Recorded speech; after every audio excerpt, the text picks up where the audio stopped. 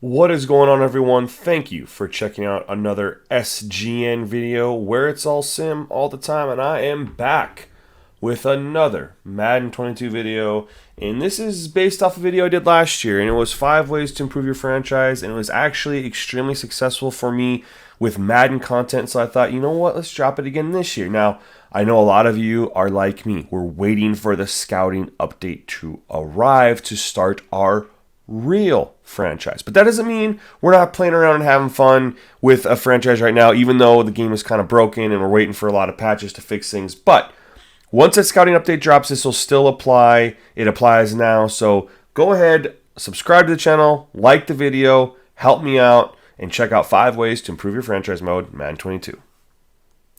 Now, I'm going to go in order of how you'd set up your franchise. So the first one is, pick a bad team. If you go into a franchise and you pick a really good team, you're not going to really feel a challenge. You're not going to have any pressure on you. You're going to win a lot of games, and you're going to lose a lot of, the fun factor. So I highly recommend picking a team rated 78 or below.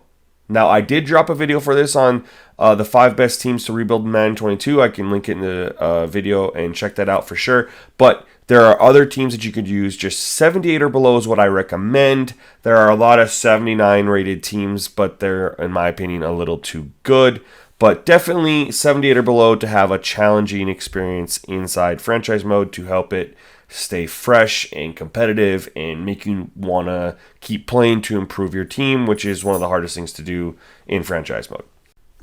Number 2 on this list, and I'm combining a few together here, is first, play online. Offline offers the ability to switch between control over multiple teams as well as back and forth between an owner and a coach. However, online gives you start today features, it gives you tuning updates, it gives you the ability to have play call cooldowns and the play call selection, which I think outweigh that one component of offline. So I would say definitely play online. Also, when you pick your team, play as a coach. Owners, you lose all the experience of having those conversations with your players. You really lose out on a lot of scenarios and things like that people honestly enjoy. And it's literally just setting prices and hiring and making trades and stuff. You lose everything else. And so definitely play as a coach. Third and finally in this is when you get to week 1, you won't have this pop up in the preseason. So we're going to go ahead and skip ahead to week 1. And for this video, I used the Falcons just as a demonstration. So when you get to week 1, it's going to pop up with your season goal. Now, no matter who you use, this season goal always needs to be, at minimum, commit to the playoffs. If you go ahead and put, we're bad, let's just go 4, let's just go 7 wins, you're not really going to get the challenge or any of the potential heat on your shoulders or on your neck if you're not succeeding. And every team's goal is honestly to at least make the playoffs. You can obviously go higher than that if you want to, but at minimum, every time, make the playoffs, commit to it. No matter how badly your team is, commit to it. Number 3 on this list, I talked about it last year, I'm going to talk about it again, is progressing your players, and this is also going to apply to your staff when you get staff points as well. We're going to turn auto progress players and talents off. All right, make sure you go into your league settings and turn them off, and then we're only going to auto progress, or we're not going to have any auto progress, we're going to only progress our players after the preseason, after week 8, and after the regular season, because players don't get better every single week. You know what I mean?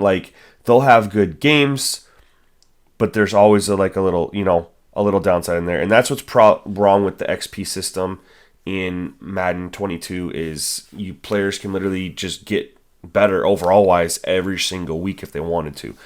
Realistically, you want to have a group of games define a player before you go ahead and improve them. So after week 4, or after the week 4 of the preseason, or week 3, I should say now, go in and boost everybody. After week 8, boost everybody. And after the regular season, boost everybody. And do the same thing with your staff points. Spread them around. at those points, as well, as that's where you can be like, oh, my staff got better. You know what I mean? It just keeps the game more balanced and more fun, and it's highly recommended. Number 4 on this list is probably the one I'm going to talk about the most. And I do apologize if you hate it, but it's going to be your weekly goals. Let's make them realistic. So first, when you go through your practice session, you need to go ahead and, like you saw me right there, go over and change what your game day goal is overall. I don't know any game day goals that are throw for 300 yards passing. Like, that's ridiculous. That's stupid. So make it something that's actually realistic. So getting an interception, that's realistic. Allowing less than 2 passing touchdowns, that's realistic. But a goal I don't think a team ever goes out and says, "Hey, let's throw for 350 yards." Or it's winning. Winning is all that matters. So try to put a goal in there that, exemplifies that. And so this is your first opportunities right here right after you do your game planning for the week, and then you can actually go over, and I'll show you here. Once you're done simulating your training, go over to manage your staff, and you can, under your coordinators, your coach and your 2 coordinators, change goals specifically to them. And again, we're going to want to keep it realistic, not some of the absurd goals that are on here that are really arcadey, if you ask me, and we're going for simulation, right? So for your head coach, we can go down just to select game day goal, and here are the goals. So I really like win the turnover battle, don't allow a sack, allow less than 200 yards, own 70% of the time of possession, 15 first downs, and never reach 4th down. I like those. Getting 5 offensive touchdowns isn't really something I don't know. I guess you could, but those are the ones I really prefer. For the defensive coordinator, again, sacked the quarterback 3 times. I like allowing less than 4 yards per carry, no conversions on 4th. Some of those are really good. I think some of them you can kind of just go with what's realistic, what's not. The defensive ones are pretty decent, honestly. As you can see, I picked allow less than 4 yards a carry. Offensive, getting 3 touchdowns, running 3 touchdowns through the air, passing for those yards. Offense is really the worst one. I always go with no turnovers today, because typically if you win the turnover battle, you're going to win the game. So if you can go no turnovers today, or even lead by 9 at halftime, those are the 2 that I really prefer in this list. But again, it's really up to you, but try to make it something that's realistic, something you could actually see a team saying, hey, let's go out here and do this to try to help us win the game. Passing for 275 yards, I don't think so. No turnovers, absolutely. So make sure you guys do that when you're going through your game planning every single week, and you do that every single week, of course. New goals every week for your team.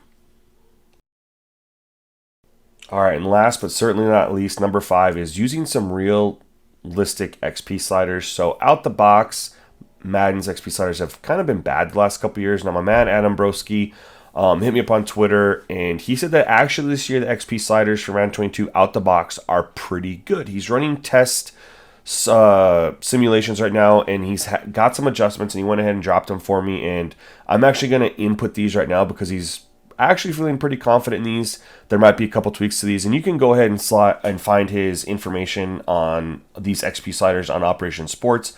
But using XP sliders is important to keep balance as far as ratings in the league. Otherwise, you can get some inflation.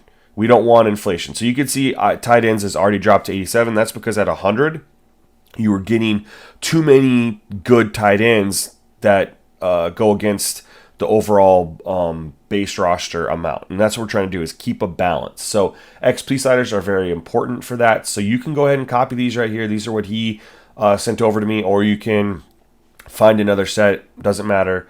But that is it, guys. That's 5 ways to improve your franchise mode experience at Madden 22. I hope you liked the video. Share it on your socials. Like the video. Subscribe to the channel. Other than that, guys, that's it from me. Stay tuned to the next video. Peace.